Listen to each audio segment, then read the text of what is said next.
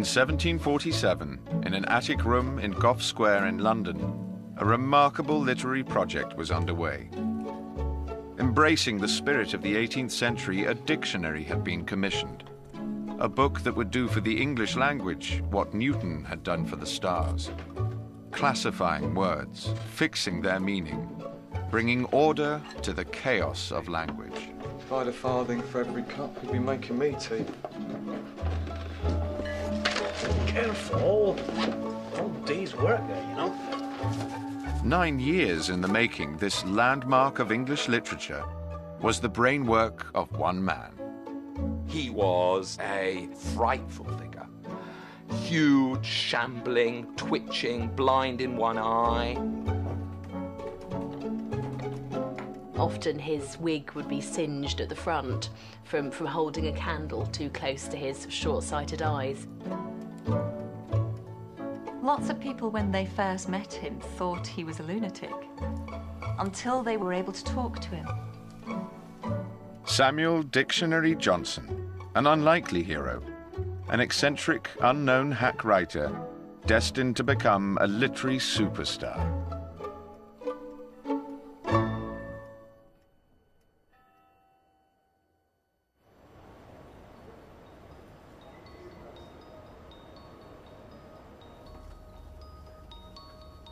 Samuel Johnson's dictionary is one of the most important books ever written in the English language. In the 250 years since its publication, it has served as a model for dictionary writing throughout the world. Today, rare first editions are proudly preserved in the world's great libraries. So here is the dictionary.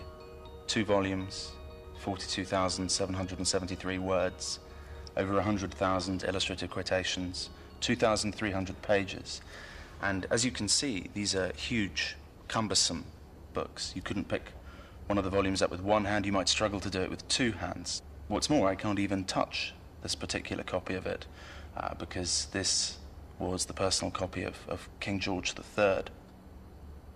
Usually today when we see a book on this kind of scale, it's something that's been produced by people collaborating, large teams of people who've come together. And when it sits in front of you, like this, you're reminded of what a remarkable accomplishment it was for one man, essentially unaided. This is his work. But it's also a book that's produced by one person who had to overcome incredible difficulties to do that in his personal life, in the life of his mind. We're talking about a guy who had incredible psychological difficulties, obstacles and obstructions to his labors. And this really very orderly production is at odds with that. And that's a tribute really to Johnson's personal qualities. What we know about the author of this extraordinary book is largely gleaned from one of the most celebrated biographies in the English language, Boswell's Life of Johnson.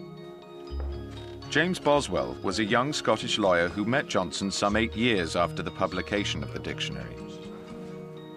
Boswell immediately fell under the author's spell, and for over 20 years he doggedly pursued Johnson, filling notebook after notebook with records of their many conversations, intending one day to publish the story of Johnson's life. You know, the happiness of London can only be truly conceived by those who've been here. Indeed, I venture to say, there's more science and learning within a circumference of 10 miles of where we now sit than there is in all the rest of the world. Well, the only disadvantage is the very great distance at which people live from one another. Oh, well, that's just occasioned by its largeness, which in turn is the very cause of all the other advantages. There are times when I would willingly leave London, retire to a desert. Aye, there are deserts enough in Scotland. A man of intellect would never willingly leave London. Nope, when a man's tired of London, he's tired of life, for there is in London all that life can afford. Johnson's passion for London is legendary. He wrote his famous dictionary here, in Gough Square, a house off Fleet Street, which was, in the 18th century, the very heart of literary London. Welcome, everybody, to Dr. Johnson's house. I'd like to roll back in time a little bit, just tell you a little bit about Johnson's earlier years. If we could just have a look at the picture on the wall here. Now, this is a rather quirky picture. It's by Johnson's friend Joshua Reynolds. And obviously it's retrospective, as Reynolds didn't know Johnson when he was about 6 months old or however old he is. And you can see even then he's having great thoughts about something. Now, Johnson was born in quite poor health. I mean, he was baptised on the spot and and Johnson himself said that he was a diseased and sickly infant. He contracted scrofula from his wet nurse's milk, which is TB of the lymph nodes. He managed to throw it off naturally, but this was notwithstanding the several rather odd cures, one of which is to have a cut made on the child's arm, which was then not allowed to heal up for several years. But this scrofula did leave him badly affected in terms of his eyesight and his hearing. He described himself as being nearly blind in one eye, and certainly his hearing was very bad as well. Johnson was born in Lichfield in the Midlands in 1709. The son of a bookseller, he was from the very start a voracious reader. In his sickness, he sought refuge in Greek and Latin classics taken from his father's shelves. But Johnson's mother disapproved of much of his reading, preferring instead to steer him towards Christian texts. I have this for you. You'll find good things here, things you'll need. Here. This one. Now don't just read it, learn it, know it. You'll find things in here you'll never regret in life, Sam.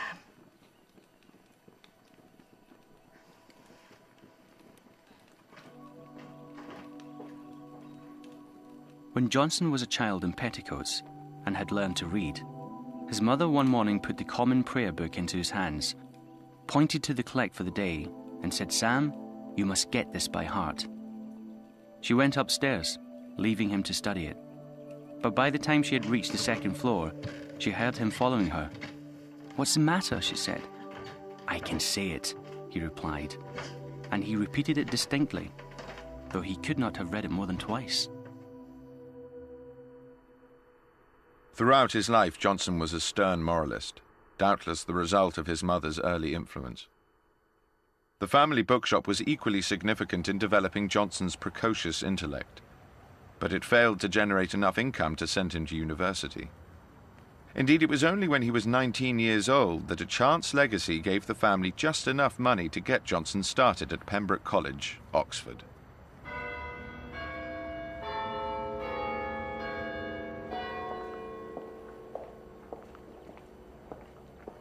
This is the college chapel, which was in the 18th century regarded as one of the greatest monstrosities to be erected. So it was being built when Johnson first came here as an undergraduate, but the rest of the quad didn't exist at all. There was just works being carried out on this. So, there are about 40 students and fellows in total, and that would be all. So you would know, Johnson would have made his presence felt because he would know simply everybody in the college and everyone would know him. So, so you can't be inconspicuous, you can't fade into the background if you're in a college of only 40 people. So he was, and this would be, up here, would be where his rooms were, so in the gatehouse, so, which we can go and have a look at. Right, lovely, that's good. Let's go up here.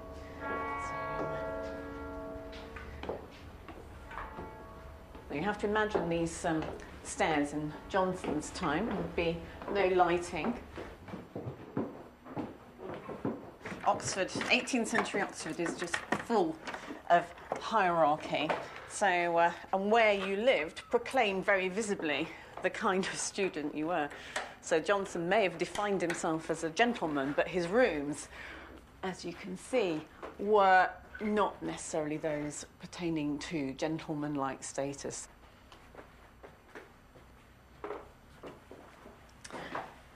This would have been the bedroom, hardly larger than a cupboard as it is recorded at the time.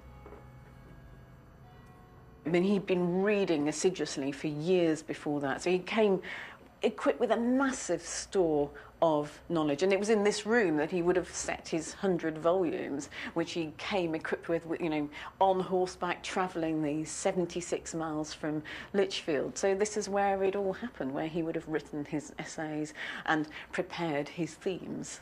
Well, Johnson's account of his time here is that he disregarded all power and all authority. And I think that's what we can see almost from his first moments in the college. I mean, his first week, he's missing tutorials, which is certainly something you wouldn't expect a student in their first week of their course to do.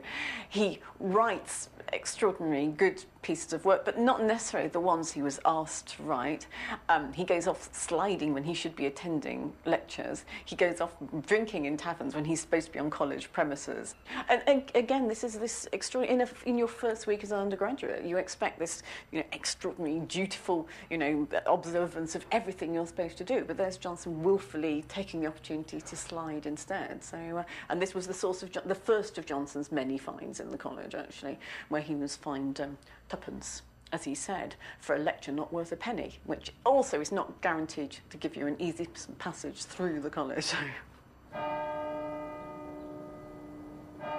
When Johnson arrived at Oxford, he appears to have been ashamed of his family circumstances, deciding to register as the son of a gentleman rather than the more appropriate title of tradesman. The college record books of the time contain further clues to Johnson's life at Oxford. Okay, fine.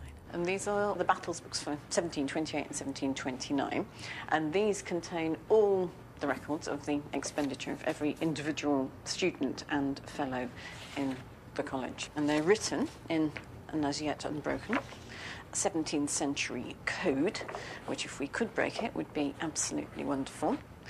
And then there's Johnson there. And as you can see, lots of annotations for Johnson always below the line, and these are the things that, were we able to break this code, would tell us an awful lot more about what Johnson was like as an undergraduate. Do you think some of them are fines? Some are fines. It's not very clear on this particular one. He's obviously being a good boy at this point, but if we went over to this one over here, we can see a lengthy and firm black mark here. You see, he has a black mark against his name below the line. That is very clearly a fine here, and that's in October. I always rather like the graffiti at the end. I get pages like these, actually. I've always scrutinised these extensively to see whether there's anything for Johnson here. There's lots of mollies, which suggests that maybe the college wasn't as single-sex as we suspect, or Molly seems to be here quite a lot, and Sophia. There's a Sophia as well somewhere. There's quite a lot about Johnson's friends. Here's Philip Jones. Jones is a foppish dog, and come forth, Philip Jones, and pay, you know, answer your charge for exceeding the battles again. So Johnson wasn't really keeping company. That led him to keep maybe the most economical ways in the college. After 30 months, Johnson had to pack up his belongings. It's thought Johnson left because he'd run out of money. And he didn't make any effort, as far as we can see from the college records, to modify his spendings or to exist more economically while he was here. So he has a very sort of sustained level of expenditure. His 8 shillings a week from beginning to end, and then suddenly the record stops halfway through 1 week and Johnson disappears off the college books.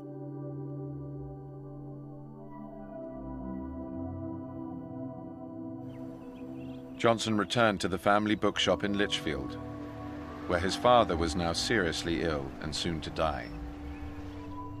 He was expected to take over the business, but after Oxford he thought that selling books was beneath him.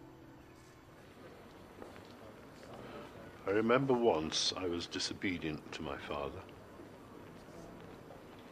It wasn't long after I'd returned from Oxford. In truth, it was just weeks before he died. I refused to accompany him to Uttoxeter Market, where he went regularly to sell books. He'd asked me for help. He needed my help, and despite his condition, I withheld it. Only a few years ago, I decided to atone for this fault. So I went to Uttoxeter in very bad weather, stood for hours, bareheaded in the rain, on the very spot where my father's bookstall used to stand. I stood in contrition. It was my penance, my atonement. I'm so ashamed.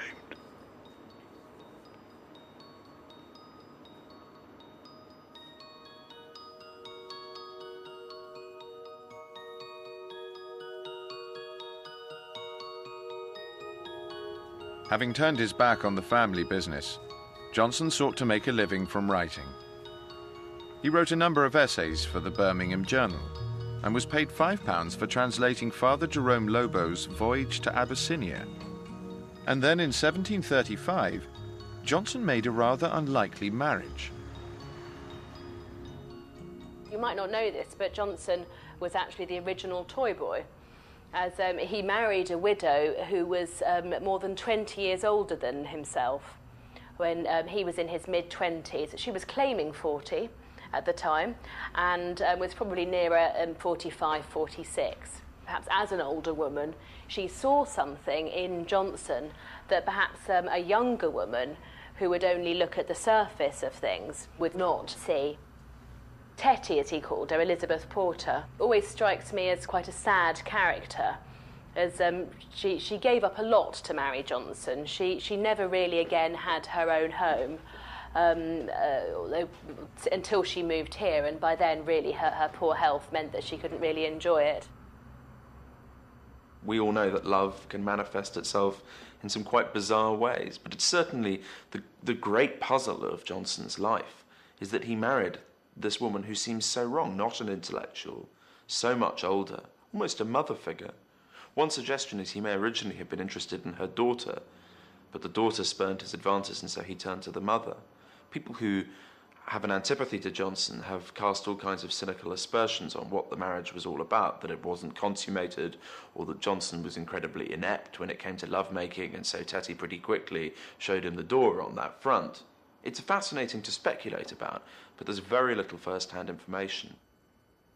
Johnson's literary career failed to take off, so he decided instead to set up this school just outside Lichfield, using his wife's money. But the school also failed, attracting only a tiny number of pupils, as prospective parents were deterred by Johnson's very eccentric behaviour. Dr. Johnson is probably the best example of Tourette syndrome within history. It's certainly the best described case, I think. This is a quote from Fanny Burney. She described Johnson by saying, "His mouth is almost constantly opening and shutting as if he were chewing. He has a strange method of frequently twirling his fingers and twisting his hands. His body is in a continual agitation, seesawing up and down. His feet are never a moment quiet, and in short, his whole person is in perpetual motion." Here's another passage from Boswell's Life of Dr. Johnson. He made various sounds with his mouth, sometimes giving half a whistle, sometimes clucking like a hen. And these sound to me like phonic tics. My view about how Tourette's works is that at any one time in all of our brains there are a whole range of motor phenomenon and behaviour that are competing to be expressed, but that a part of our brain called the striatum filters all of them out and only lets through those bits of behaviour which are appropriate to the circumstance. In Tourette syndrome, that filter, or as other people have called it, a firewall, isn't working for some reason. Most people with Tourette syndrome have obsessions and compulsions. This is what Boswell notes. He had another peculiarity. This was his anxious care to go out or in at a door or passage by a certain number of steps from a certain point, or at least so that either his right or his left foot, I'm not certain which, should constantly make the first actual movement when he came close to the door or passage. That's a wonderful example of what I call a just right compulsion, which are very common in Tourette syndrome. It's a feeling of having to do or say or think something so it's absolutely just right, and if you don't do it in that way you have to go back and do it again. So it doesn't surprise me at all that Dr. Johnson wrote an English language dictionary, because I think his characteristic, which is Obviously, having to do or say or think something so that it's just right would be a personality characteristic which would very much suit a dictionary writer. I think he wouldn't rest until he felt that the definition of the word was just right, and that would allow him to feel comfortable mentally. And I would imagine if he hadn't have settled upon exactly the right definition, he would have suffered from a mental uncomfortableness. Despite the many handicaps that Johnson faced, he resolved to resume his literary ambitions and set out for London in March 1737. People talked about Grub Street, which was not so much a physical space as a kind of state of mind. There was this culture of jobbing authors, hacks, who turned out pieces to order. And Johnson saw himself as definitely having the capacity to kind of participate in that. However, his whole sort of physical bearing meant that when people saw him, they thought, Covent Garden porter, that's you. And so actually a lot of people turned him away. But it was here, at St John's Gate in Clerkenwell, that he got his first big literary break. This was where the Gentleman's Magazine was based. The Gentleman's Magazine was run by a man called Edward Cave, who, like Johnson, was a native of the West Midlands. And Cave recognised Johnson's abilities and quickly employed Johnson as someone to write reports of parliamentary debates and all kinds of other topical pieces. And this was really where Johnson served his apprenticeship as a jobbing author. It was a very modest living, and it's certainly clear that he lived a hand-to-mouth existence, constantly moving from one abode to the next, and it was precarious. And it was during that time that he consorted with some of London's sort of dodgiest characters. He had one particular friend, Richard Savage, who was a destitute and badly behaved poet, who was at one point accused of murdering someone in a coffee house brawl. And Johnson would associate with people like Savage and often stay out all night and sleep in the street. And this was a guy who was definitely, quite close to the gutter. And this was formative in terms of developing his sense of really, I think, urgency about his professional career, but also his humanity, that he knew about, the wretches who were one whole stratum of kind of London life. And certainly the Gentleman's Magazine was a very important cultural organ of the period, and it gave him a kind of platform. And it was like sort of doing work experience. He was able to acquire a kind of plethora of different skills, all of which would be useful in due course. These days people who want to be writers have all kind of noble aspirations that they start out with. Johnson was much more nuts and bolts in his approach, and he worked up from the ground and learned all kinds of useful things about, shorthand and reporting and kind of, he was a sort of book muncher. I kind of like to think of him as this sort of, omnivore almost out there in the literary wilderness.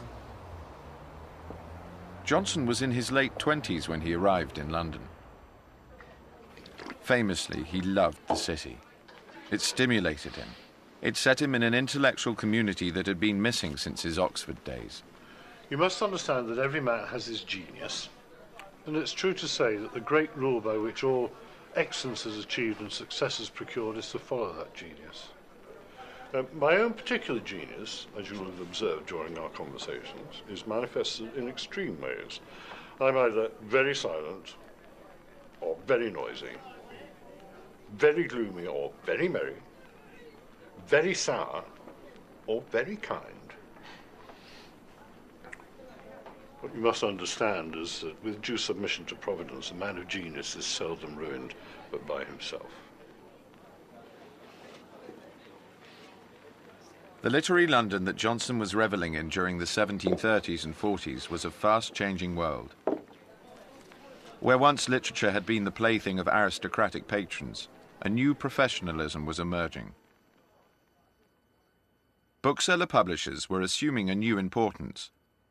What they could sell on the market determined which projects were commissioned, and it was a group of 6 such booksellers who got together in 1746 and identified the need for a definitive dictionary of the English language. The dictionary was a bookseller's idea, a publisher's idea. I think it's no accident that all Johnson's great projects, and the dictionary was the first and the greatest, were actually, first of all, devised and proposed by booksellers.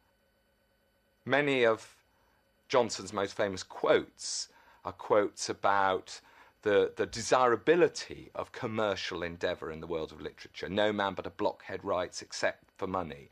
The booksellers are patrons of literature.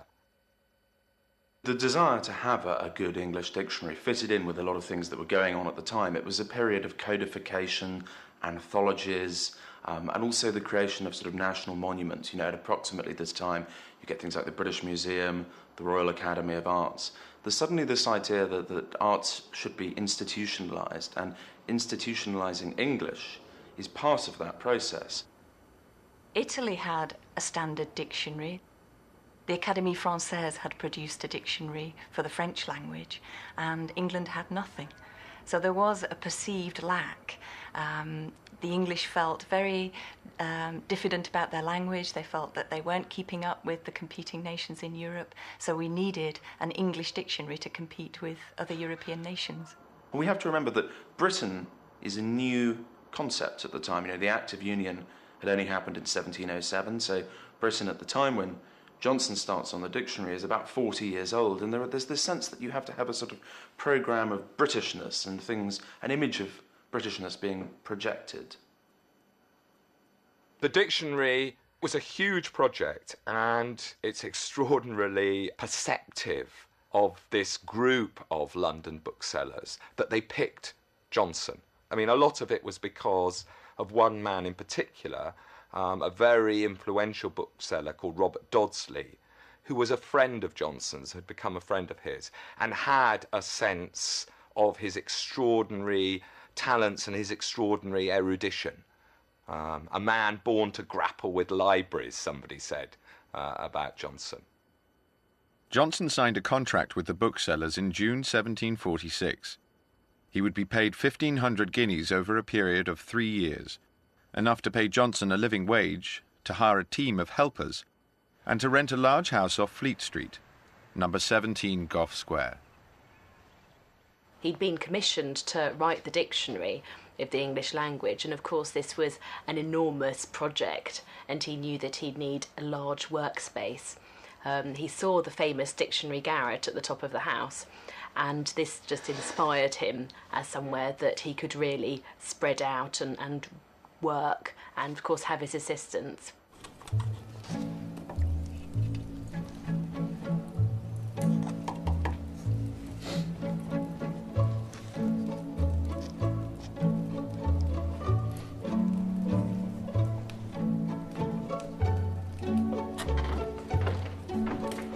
How long will the money last? Oh, well, by my reckoning, 3 years. 3 years, they think I'm mad, but 3 years. It's 1,500 guineas, so 500 a year. Oh, do have faith, Dr. Adams.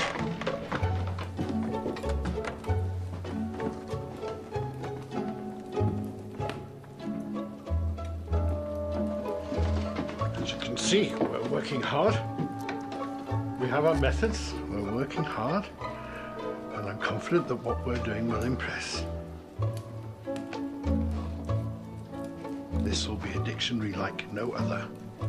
It will be rich in quotations, full of the traces of the finest minds. Durham's Physico-Theology, Brown's Vulgar Errors. All worthy of quotation, all full of learning and words well used. This is great work, but how can you possibly do this in 3 years? You of course know that the French Academy with 40 members took 40 years to compile their dictionary. Well, 40 times 40 is 1,600, and as 3 is to 1,600, so is the proportion of an Englishman to a Frenchman.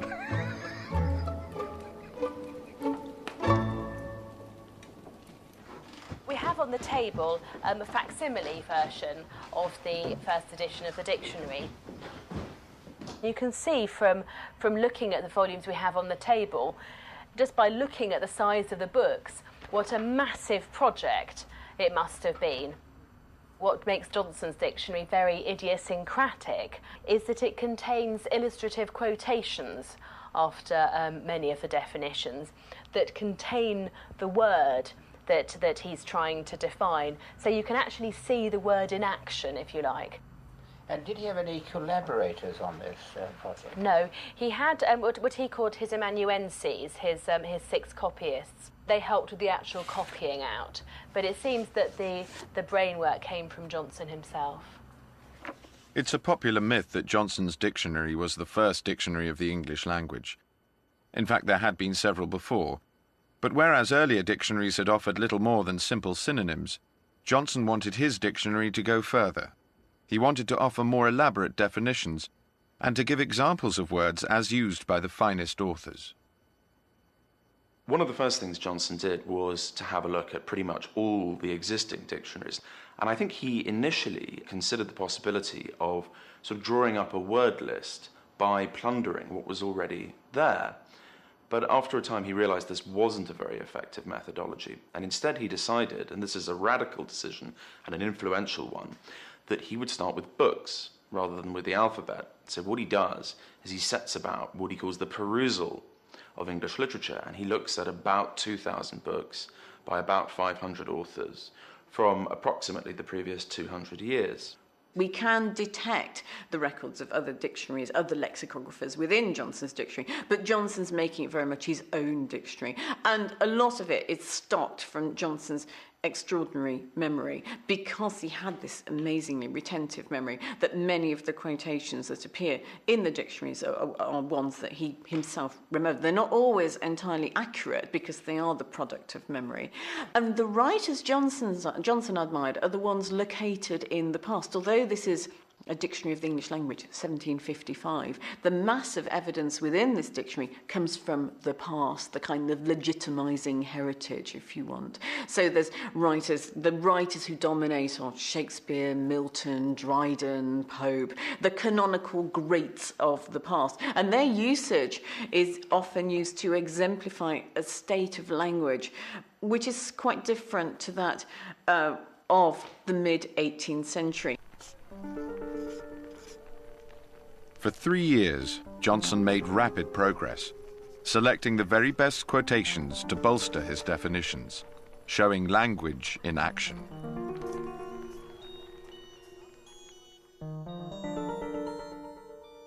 Bed presser, a heavy, lazy fellow. This sanguine coward, this bed presser, this horseback breaker, this huge hill of flesh. Shakespeare. Bidental, having 2 teeth. Ill management of forks is not to be helped when they are only bidental. Swift. Fopdoodle, a fool, an insignificant wretch. Where sturdy butchers broke your noddle and handled you like a fopdoodle. Hudibras. Science, certainty grounded on demonstration. Science perfects genius and moderates that fury of the fancy which cannot contain itself within the bounds of reason. Dryden. Oats, a grain which in England is generally given to horses, but in Scotland supports the people. The oats have eaten the horses. Shakespeare. Kixie-wixie, a maid word in ridicule or disdain of a wife. Abecedarian, he that teaches or learns the alphabet or first rudiments of literature. Dull, not exhilarating, not delightful, as to make dictionaries is dull work.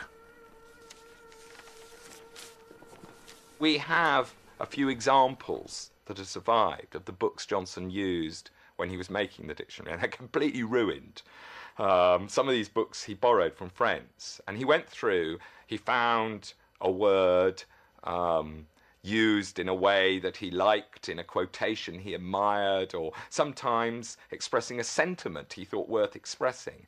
And he would underline that word, mark off with vertical lines the whole passage he wanted quoted, write the initial letter of the word in the margin for his helper hacks, his amanuenses. And they would go through the business of transcribing the whole quotation, cutting them out and slips and arranging them in alphabetical order. But Johnson was he was gutting books, really. But Johnson wanted his dictionary to be far more than just an anthology of English literature. In an age where science, industry, and knowledge were all expanding rapidly, what Johnson had in mind was something closer to an internet for the 18th century. The way a modern internet search engine works is it automatically seeks out knowledge from all over the world and pulls it together into a gigantic database. Johnson worked in much the same way when he put together his dictionary.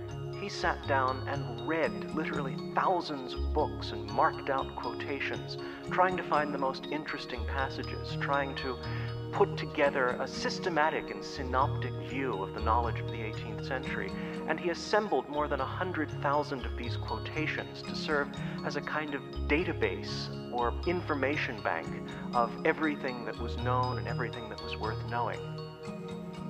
Entries on history and politics and biology, tables of logarithms for people interested in mathematics, one entry on the mating habits of elephants, another on the medicinal value of opium. He said he wanted that all of the quotations would do more than simply illustrate the meaning of a word. He wanted them to teach things. Johnson provided a book that was, in some ways, the search engine of the 18th century. But Johnson's great ambition was not easily achieved. He'd prepared the dictionary as far as the letter U when the printers returned the proofs for A and B. Reading them, Johnson was massively disappointed, as he realized that he'd completely underestimated the complexity of language. Well, I think when Johnson starts on the evidence of the plan of the dictionary that he publishes in 1746, he thinks that the dictionary is going to legislate, that it's going to be a prescriptive dictionary. It's going to guard the language against corruption and innovation. And Johnson seems to think of himself as a controller of words when he starts. By the time he's finished, he's completely changed his mind, and indeed ruefully characterizes his earlier ambitions. This is like trying to sort of stand against the waves, trying to lash the winds, he says.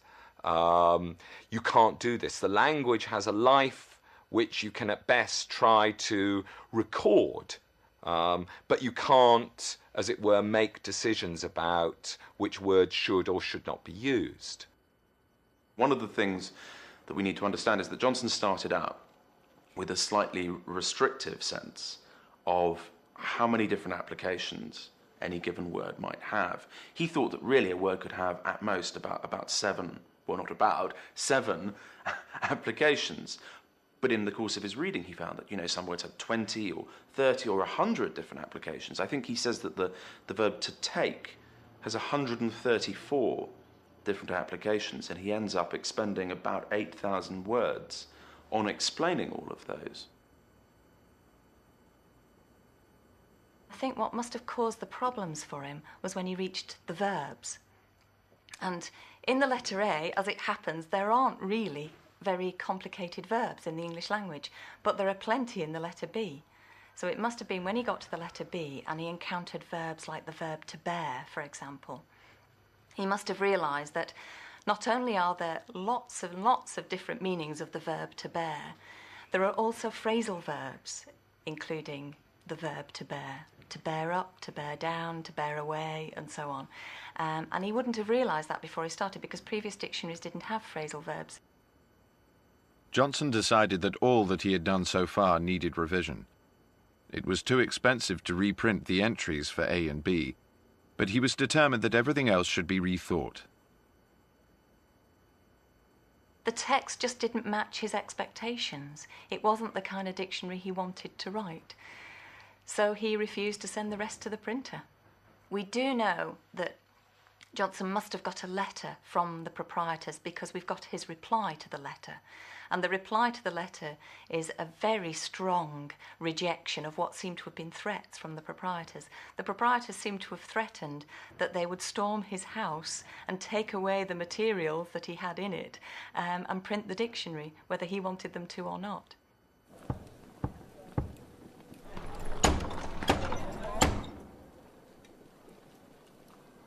You want me to give in? They want us to give in. They want more of this stuff. It's a waste of ink. What we've done is good. It's what you said we'd do, what you told us. And then? I don't care what I told you. It's poor.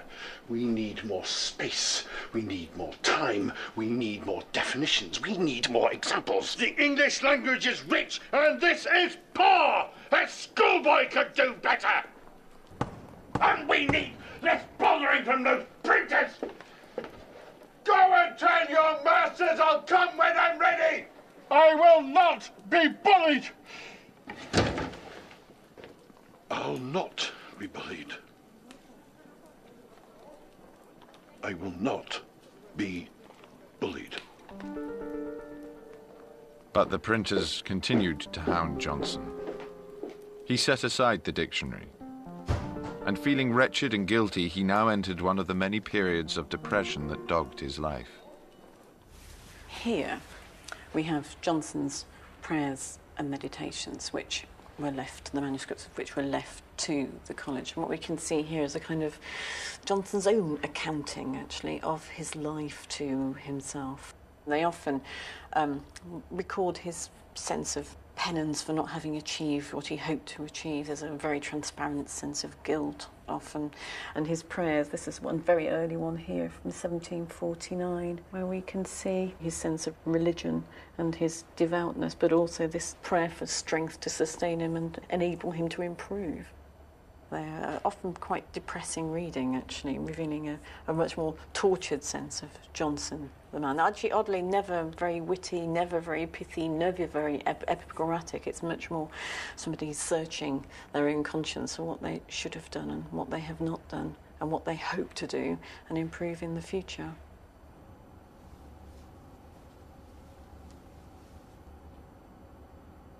Johnson says that when he started on the dictionary, he had imagined what he would do was wander amongst the groves of poesy, that he would delightedly sample from all the kind of great literary works, but also the works of learning and science, and that this would be a rather delicious and instructive thing. But then he says these were the dreams of a poet doomed to awake a lexicographer.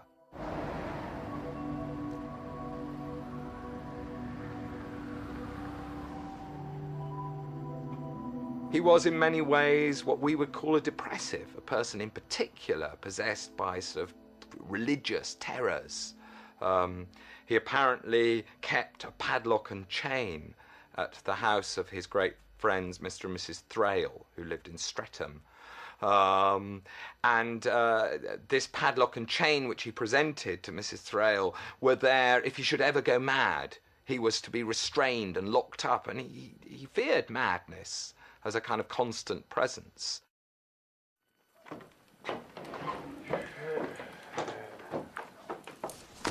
What's this? Fleshquake. A tremor of the body. I know. I watched him walking through the street yesterday. The mere sight of him. Children were running away from him. Quite literally. Where was he going? To the ladies in the mitre, no doubt. Who could blame him? By 1750, Johnson could no longer afford to pay for the amanuenses, and they had to be laid off. But he still had other bills to pay. His sick wife needed constant medical care, and a wage had to be found for her companion. Mrs. Desmoulins, is my husband upstairs? Yes. He's resting.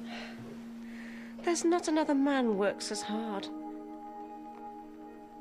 Johnson chose to try to solve his financial problems by starting a magazine, The Rambler, a collection of essays often characterized, like so much of his writing, by a maudlin sense of disappointment in his own failings. You would not deny me a place among the most faithful votaries of idleness. How often have I sitten down to write and rejoiced at interruption, and how often I have praised the dignity of resolution determined at night to write in the morning, and deferred it in the morning to the quiet hours of the night. It was almost 2 years before Johnson returned to the dictionary and faced up to the publishers. They had paid for a dictionary and he hadn't completed it. He'd reneged on his contract and he knew it, and he must have felt remorseful about that, and he must have known that they were right. So I think that probably was a kick-start for him to start the project again, and he must have gone back to it at that point and tried to resurrect it and tried to complete it. But this time, of course, he's got very little money, and he gets a new contract with the publishers. They agree to give him a guinea per sheet, per printed sheet. So he's getting some more money, but it's not a great deal of money, so he can only employ 2 amanuenses to help him.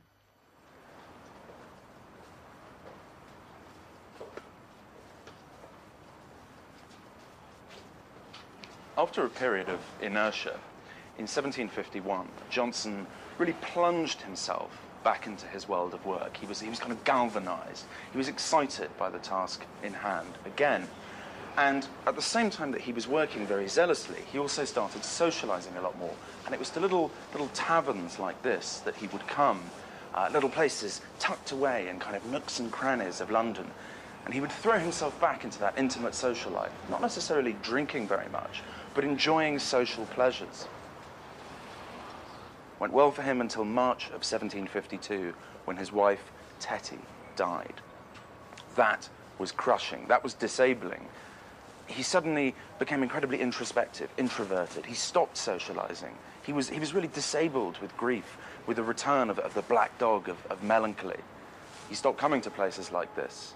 He stopped doing anything. He certainly stopped work on the dictionary. And there was a period then, a kind of hiatus, where he was just blank. But he pulled himself out of this. And the way this seems to have happened, really, is that his house in Gough Square began to fill up with people like Francis Barber, the young Jamaican servant boy who came to live with him, and new friends. His house became a sort of menagerie of eccentrics, strange people on the fringe of literary society, come into his household and invigorate him and fill him with, not exactly joie de vivre, but some kind of appetite for life and ultimately for work. Amongst the new arrivals at Johnson's house was a 12-year-old recently liberated slave, Frank Barber. Barber became a surrogate son to Johnson and lived with him until Johnson's death, when Barber was left the sum of £750 and Tetty's wedding ring. There was Robert Levitt, a somewhat disreputable self-appointed doctor, who'd picked up much of what he knew about medicine from conversations overheard in a cafe near a medical school in Paris.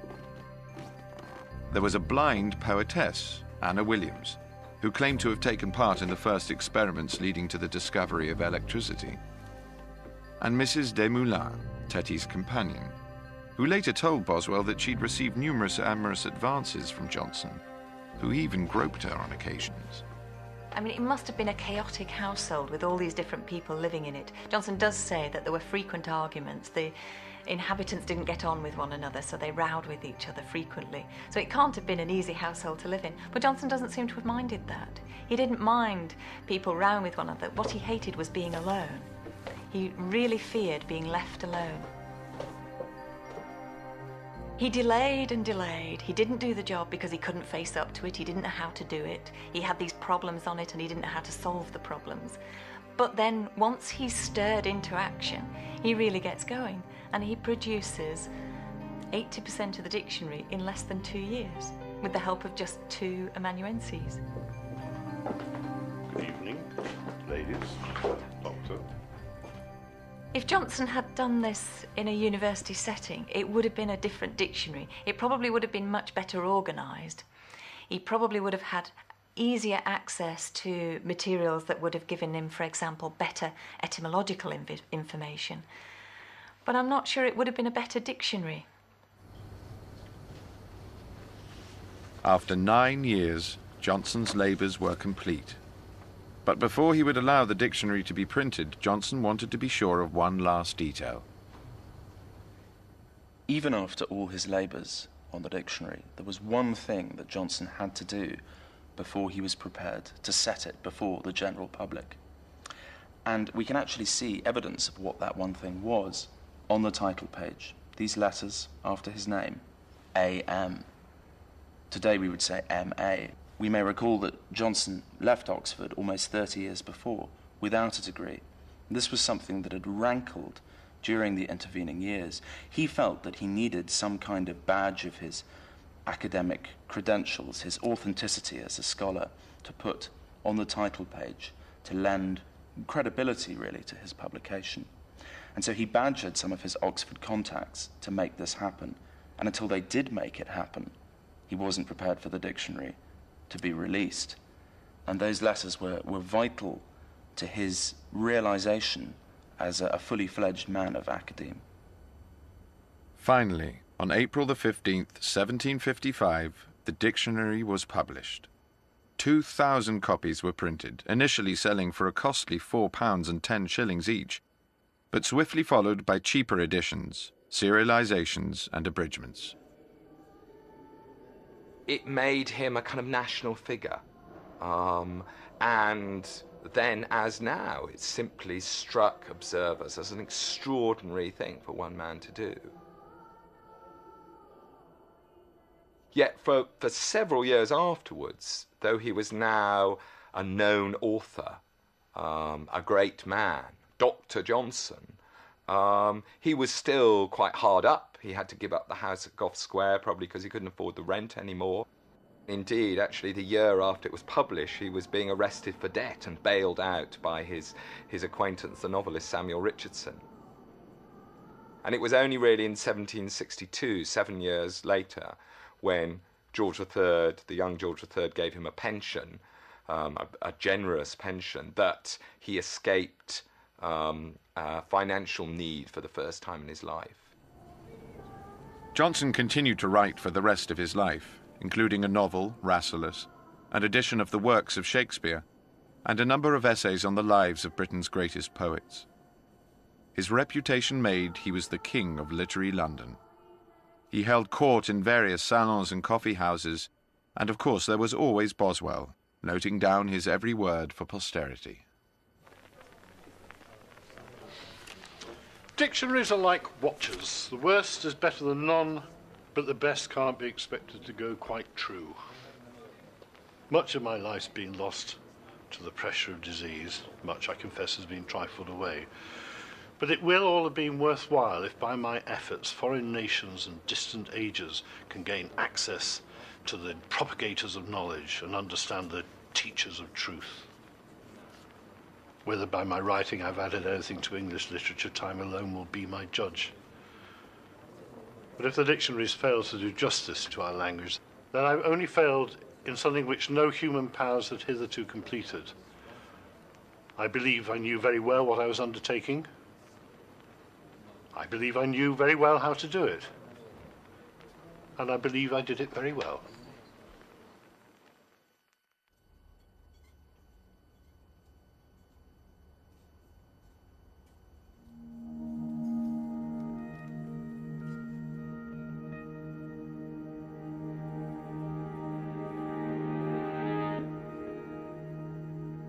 Johnson never stopped working on revised editions of his dictionary, 4 of which were published before his death in 1784.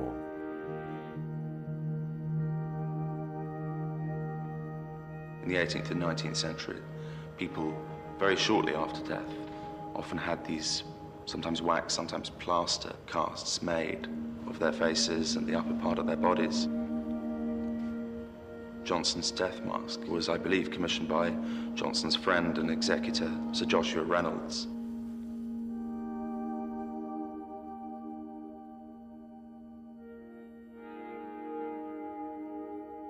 It's extraordinary. As you look at the death mask, you have this incredible sense of really seeing Johnson as a person, much more than in the paintings, which present this kind of sanitized vision of what he was like. To me, this feels, even though it's, ironically, it's something that's been done after Johnson's death, it's something which has this incredible life about it. You're really able to read something about Johnson's personality, to see what the living, breathing, talking Johnson must have been like. I mean, it's a very large head, and you get the impression that these would have been very expressive features, but that the default expressions wouldn't necessarily have been, you know, a broad smile. I mean, the mouth is sort of twisted in a strange kind of rictus. I know that that might just be death, but there is a sense that it's not a happy mouth. There's something about this face which suggests, I think, unhappiness.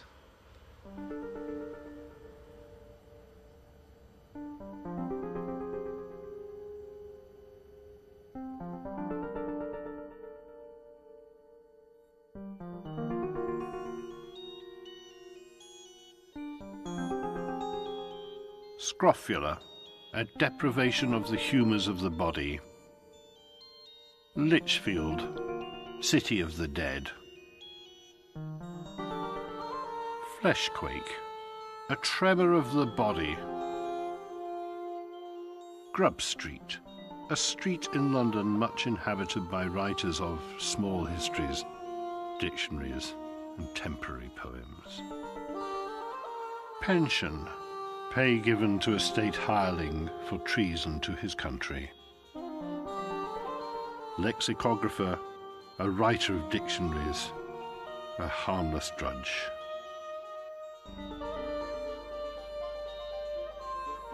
Over 250 years after its publication, the legacy of Johnson's dictionary endures. It still sets the standard for dictionaries today. The Oxford English Dictionary began life as a revision to Johnson's, and there are still some 1,700 of his original definitions in the current edition. Johnson must have been enormously proud of his dictionary after he'd finished, because he always referred to it as his book. He doesn't refer to any of his other publications as his book, just the dictionary. And he became known as Dictionary Johnson and was very proud of that nickname. So clearly he thought that was his central achievement of his life. Some people criticised his favouring some quite unusual words and not including words that perhaps ought to have been in there. So, for example, he doesn't have the word blonde. He doesn't have port as a drink, even though he was certainly familiar with it. He doesn't have the word banknote. But he does have the word retromingency, which means pissing backwards, which is apparently something that hares do. And you might think, well, is that strictly necessary? I think it's actually very good that Johnson included that word, but there were things he left out. In the preface to the dictionary, he says, as if it were a self-evident truth, the chief glory of every people arises from its authors. And the dictionary is a proof of that as far as he's concerned. And if you were to say in one sentence, what is Johnson's importance? What's the importance of his career? I think you would say he is the person more than any other who invents English literature. It's a sort of repository of cultural values as a place to go to and as a sort of educational tool as well. And that's what the dictionary really does.